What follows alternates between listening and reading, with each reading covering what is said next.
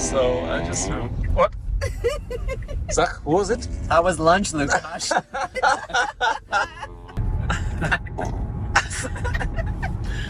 Zach again? That wasn't me. It's Kim, clearly. You just respected her because she's the driver. Oh my god.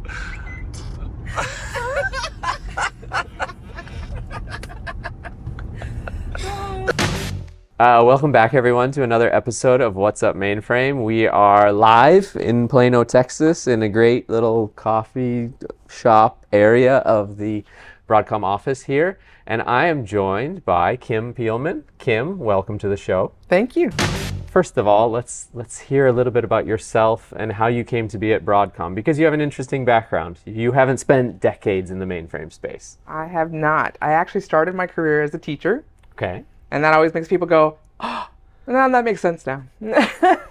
My teacher skills definitely translate to working with developers and managing customers and different expectations and measurements. You haven't just said that you've equated developers to children, have you? No. So, started off as a teacher, and then I moved to a company that was in software for education. Okay. So I was helping teachers use their product. And it was a fast-growing company. We even went IPO while I was there. So that's the level of growth that was happening, which meant everybody needed to pitch in and do everything.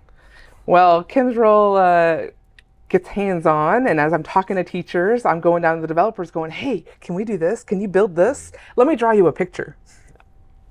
And through that, I moved into being a director and working with the sales team, and it just exploded.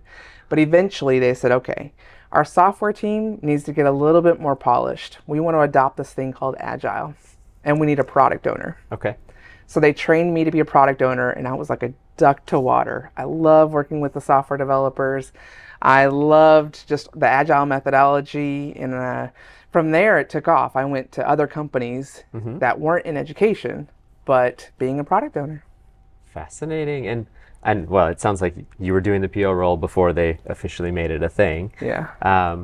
And so you were PO in these kind of companies. And then, as I understand it, you also did an MBA. And that was kind of in parallel, or was that kind of a break in between? Started off in parallel. Okay. What it was is I had a bachelor's and a master's degree in education.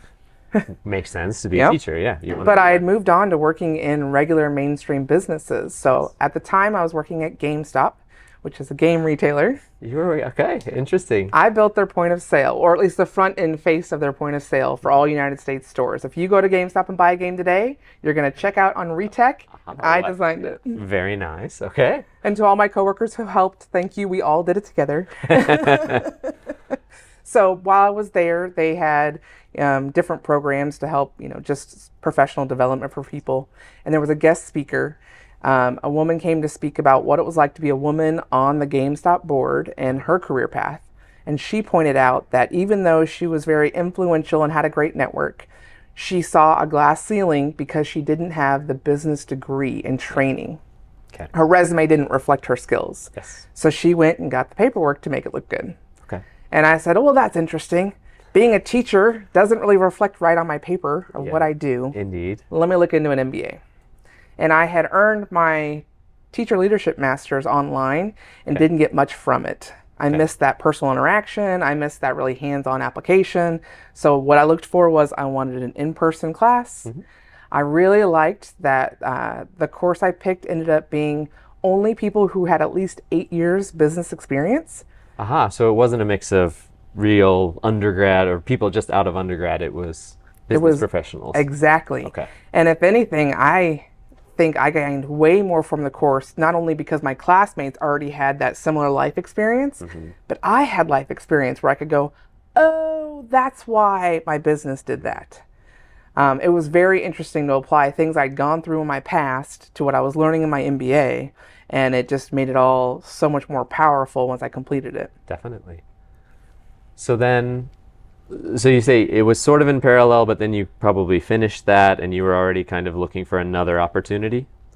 Yeah, so a lot of my classmates kind of changed jobs mid-MBA because honestly, that mindset is I'm looking for growth and change. Yeah. Let me work on an MBA to make it happen. Yes. Oh, look, now that I've started telling people I'm looking for growth and change, opportunities arise. Okay. So a lot of us changed jobs even mid-MBA. Got it. I was working at GameStop. Then I said, wait a minute. Here's an opportunity over here, pays more and is less hours. Sounds like a smart thing for during my MBA. So I went and worked on a mainframe data project. Okay. Yep. And in my course, I made friends, I made impressions, we did lots of group projects, I built a network. And when I said, okay, I'm done with my MBA and I want to use it, my classmates said, you need to come to Broadcom. Awesome. And I said, well, good, I have mainframe experience, sort of. So it all just came together, all together. Yeah. That's perfect. And that was now 4 years ago? I graduated in 2019. Holy crud, No, 5 years. Okay. Wow, that time flew. Just a bit. Well, there was the COVID time suck in between. Yeah. So, yeah. Those years disappeared. Yes. All right.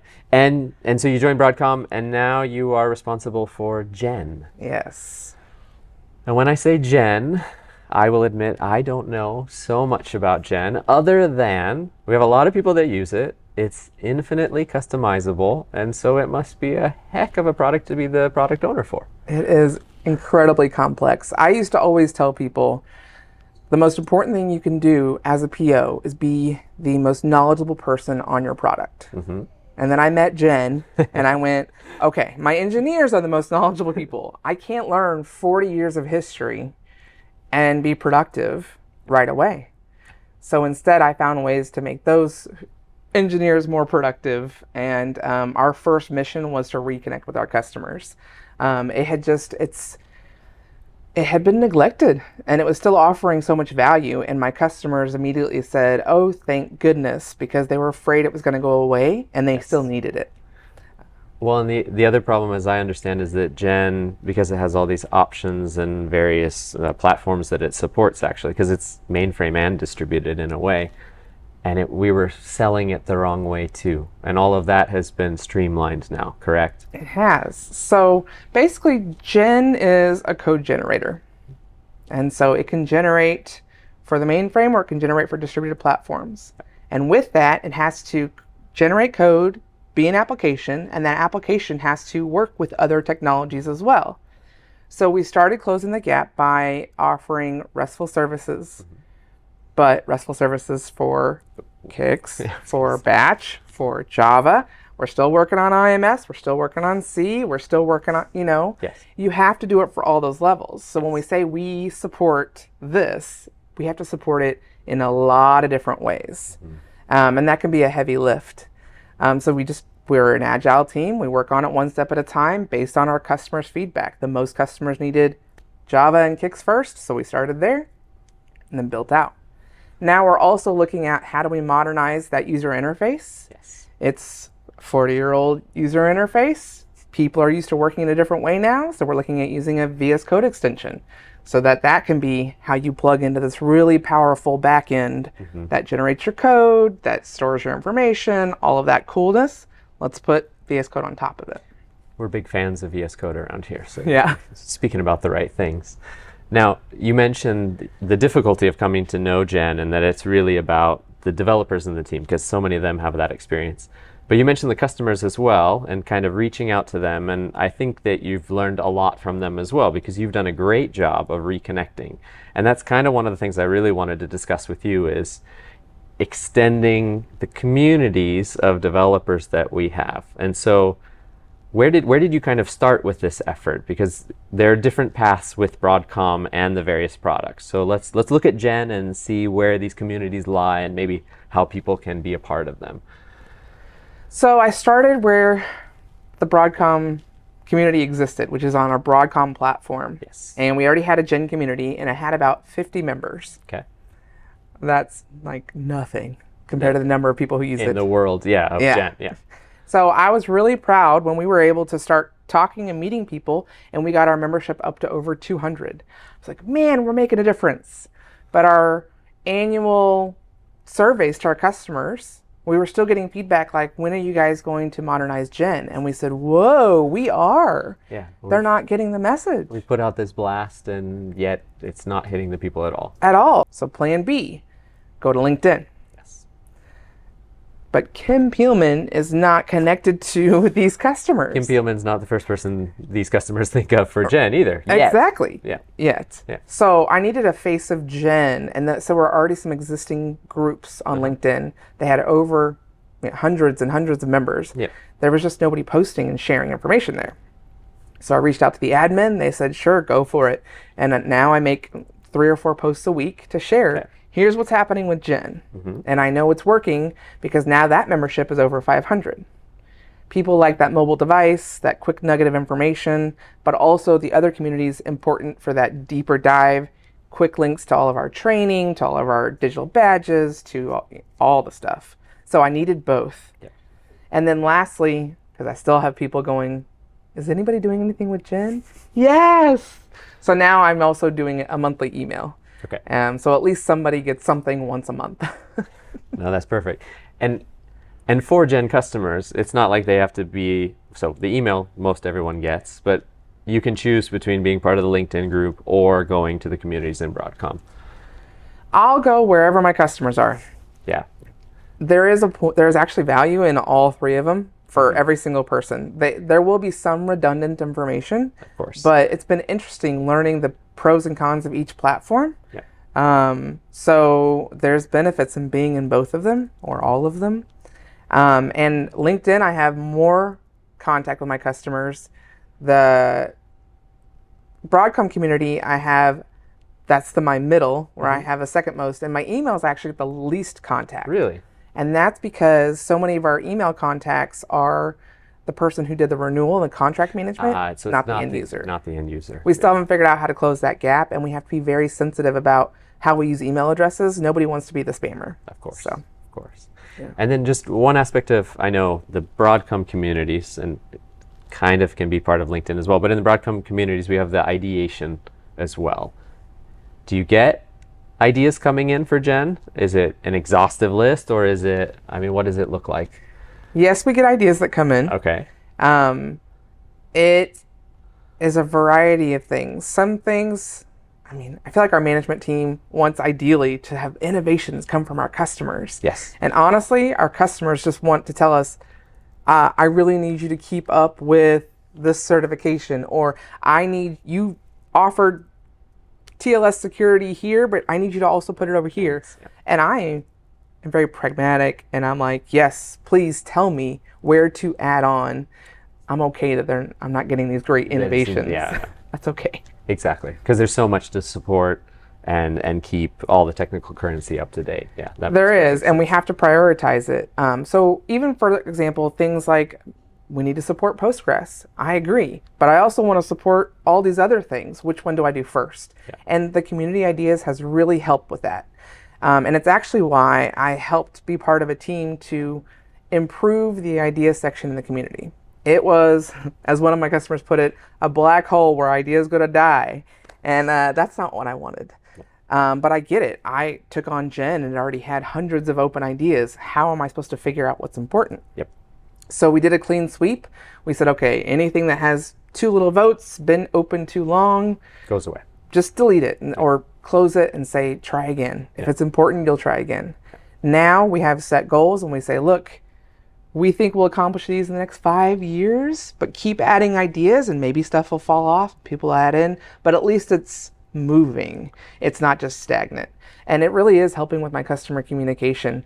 They post it, I acknowledge it, I share it to the community goes and votes. So we have a process that we didn't, just nothing, they had no boundaries before. And that's what it takes, because we did kind of the same thing with the Endeavor community. There were lots of old ideas, and now there's a regular, I think it's quarterly meeting to do a formal vote for people that come. Like, obviously they can be voting at any time, but quarterly we say, now let's look at them and add votes if you haven't seen them before.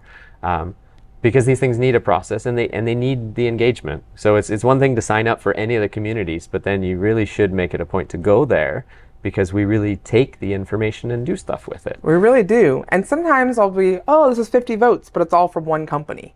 I look at that in prioritization. Yeah. Or sometimes I'll see, oh, it's all these companies, but I need details on why do they need it. So I'll reach out, and I have some people who say, oh, I don't need it. I just think it's a good idea.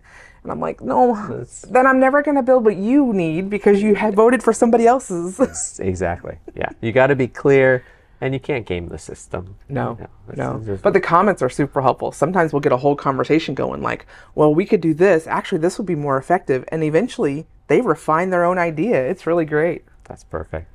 So we've covered your background. We've talked a little bit about Gen. We've talked about the Gen communities. But something that I find really interesting that you're also doing, Kim wears lots of hats. She's awesome. As like you a can clown. tell, right? No. I'm much more of a clown. But anyway, is the work that you're doing in the broader community of Mainframe, actually, and also kind of bringing people to the Mainframe. So I know that you've been in contact with universities, university students. So can you tell us just about a few of your experiences kind of presenting Broadcom and talking with these students? So much opportunity comes from just having random conversations. So we were talking in, I don't know, happy hour or something, and people were talking about we need to connect with our local universities. And I said, yes, I just left the University of Texas at Dallas. I finished my MBA. I would love to tell them about Broadcom. I feel very fortunate to have found this as a career path. Yeah. I love the place I work. It's a healthy culture and great growth opportunities. I wanted to share that to my alma mater. Yep. So I started there. Well, they don't have a mainframe program, but that's fine. They should know they need a mainframe program. Yeah. I didn't know what I was getting into. It's a lot of work to start a whole program, but the message is working. We told the students about our internships. Mm-hmm. We've hired some of those students because mainframe is not just mainframe. We don't live in a silo. Yeah. We have to connect with all the technologies. We use all those technologies to build our own products. We use Python, we use Java, we use C, we use COBOL, we use Assembler. Yep. We need it all. Yep. And that message is working.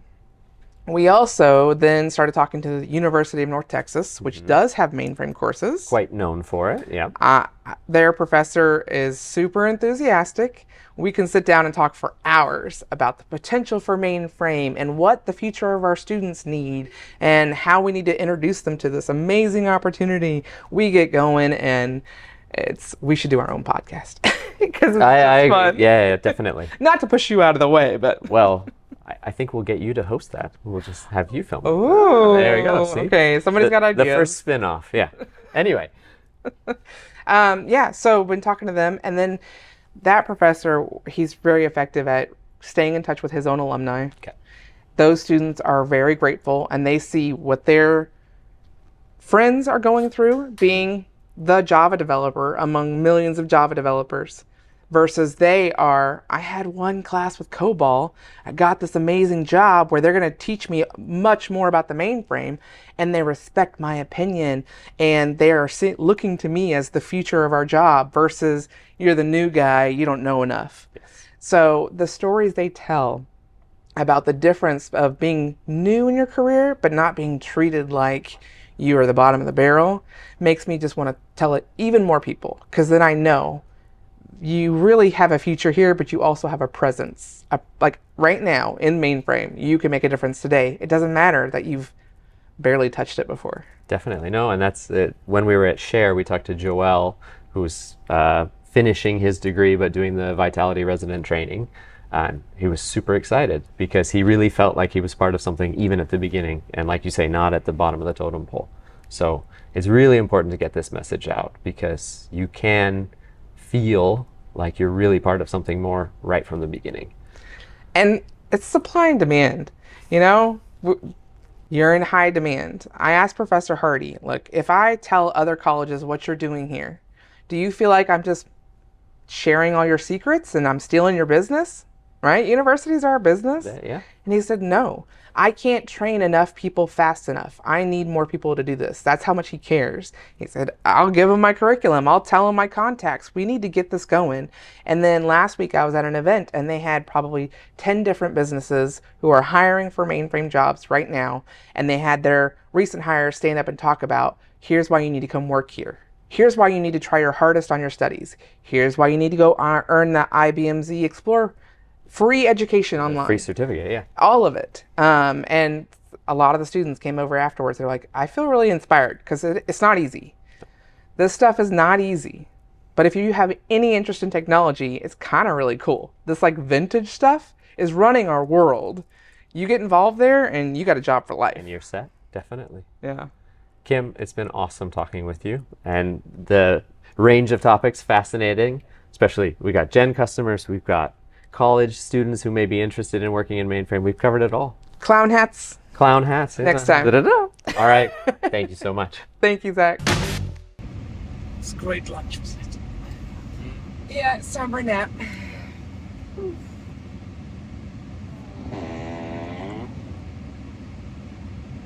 Turn it off, don't you?